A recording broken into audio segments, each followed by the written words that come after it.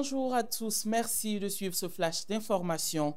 Une équipe gouvernementale conduite par le ministre d'État Rim Talbajan Emmanuel Ouedraogo s'est rendue hier dimanche 25 août 2024 au chevet des blessés de l'attaque terroriste perpétrée contre des civils à Barça-Logo. Sur place, la délégation a témoigné la solidarité du chef de l'État, le capitaine Ibrahim Traoré, aux victimes de cette attaque alors qu'elles s'adonnaient à des travaux communautaires.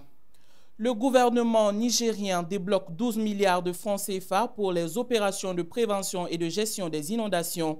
Le pays a enregistré cette année une pluviométrie particulièrement abondante, occasionnant 217 pertes en vies humaines, 200 blessés et d'importants dégâts matériels. Ainsi donc, le Conseil des ministres a décidé le jeudi 22 août dernier le financement de la gestion de ces inondations essentiellement par les ressources propres de l'État, rapporte l'agence nigérienne de presse.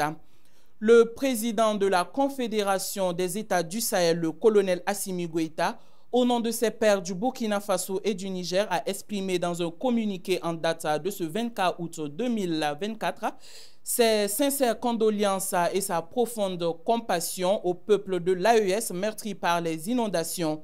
Tout en souhaitant prompt rétablissement aux blessés, le colonel Assimi Goïta a salué les efforts des gouvernements de ces trois pays ainsi que l'élan d'entraide et de solidarité des populations de l'AES en vue de porter assistance aux sinistrés.